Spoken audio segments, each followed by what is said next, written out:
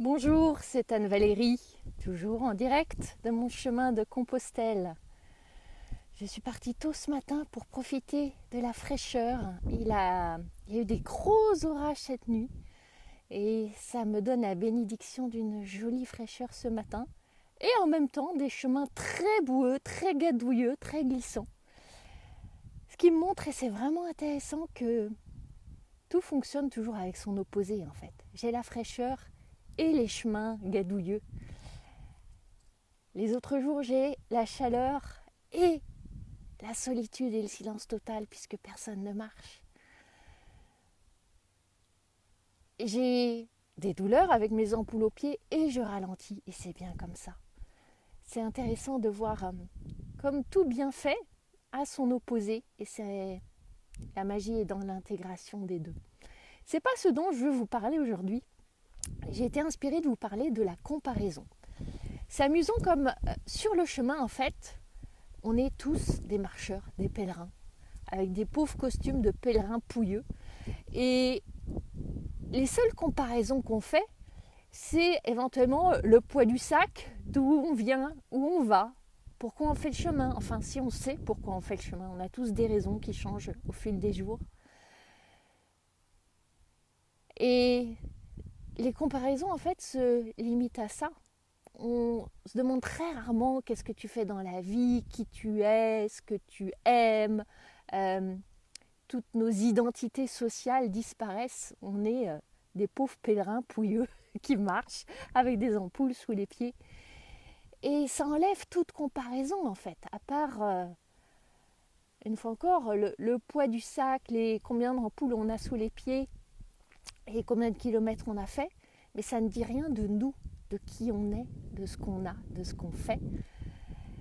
Et ça contraste tellement avec ce qu'on expérimente en fait dans nos vies. Où j'accompagne des femmes et je suis toujours sidérée de voir, notamment entre les femmes, combien on a cette faculté à se comparer aux autres. Notamment parmi les entrepreneurs, les autres qui ont plus de followers sur Instagram, qui font plus de vidéos, qui ont plus de clients, qui ont plus de croissance, qui ont un succès plus rapide, plus florissant, qui ont tout ce qu'on n'a pas, qui font tout ce qu'on n'a pas, qui sont tout ce qu'on n'est pas. Évidemment, on se compare toujours pour se rabaisser, pour se minimiser. On n'est pas assez bien, on ne fait pas assez bien, on n'a pas assez bien.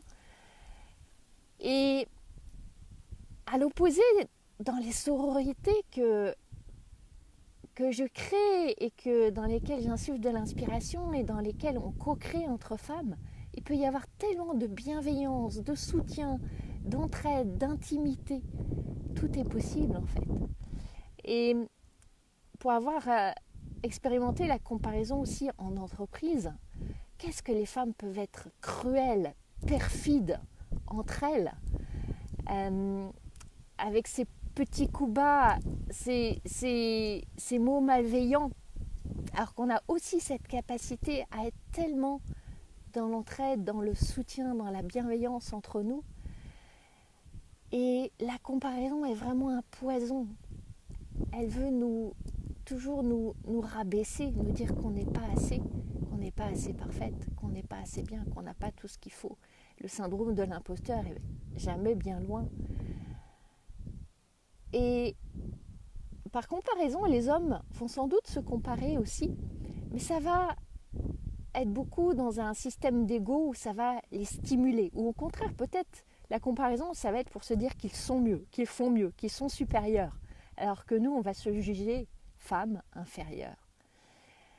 Quand on se compare ainsi, déjà, on oublie à quel point on est extraordinaire, belle, magnifique, splendide, par essence, parce qu'on a gagné le gros lot du cadeau de la vie. Quand on compare notre succès, notre évolution à celle des autres, on oublie aussi que les autres, derrière ce qui brille, il y a peut-être des mois, des années, des décennies d'échecs, de labeur, de difficultés. Je me rappelle quelqu'un qui disait, je ne sais plus qui était interviewé et qui disait « Mais votre succès est extraordinaire, vous avez été tellement vite ». Et il répondait « Vous n'avez pas vu la très longue nuit qui a précédé ce jour. Et souvent, arriver au succès, c'est passer par une très longue nuit d'abord, et ça, on ne le voit pas. Et puis derrière, les belles photos bien léchées, bien lumineuses, bien retouchées sur Instagram, sur Facebook, on ne voit pas la réalité de la vie de ces personnes. Qu'est-ce qui se joue vraiment ? Il y a peut-être un magnifique succès business, mais comment est leur vie personnelle, leur vie amoureuse, leur vie familiale, leur corps ? On ne sait rien de tout ça en fait. Il y a un grand voile. Et la seule comparaison intéressante, c'est celle avec nous-mêmes, avec vous-même. Observez tout le chemin que vous avez parcouru depuis quelques mois, depuis quelques années. Prenez le temps de voir d'où vous venez et d'apprécier vos succès, de célébrer vos progrès, d'honorer votre chemin. C'est ça seul qui compte. Et je suis sûre que là, vous pouvez découvrir des trésors. Trésors à chérir, des trésors dont vous pouvez vous réjouir, apprécier et ressentir cette gratitude pour tout ce que vous avez, pour tout ce que vous faites, pour tout ce que vous êtes, parce que la magie, elle est là. C'est là que l'âme agit. Donc, fini la comparaison. Honorez-vous, honorez la vie, aimez-vous, aimez la vie. Tout est là. Et moi, je reprends mon chemin pour aller honorer la vie, aimer ce corps, comparer juste chaque pas, l'un après l'autre, un tournesol après l'autre, un caillou après l'autre. Je vous souhaite une magnifique journée, je vous retrouve bientôt.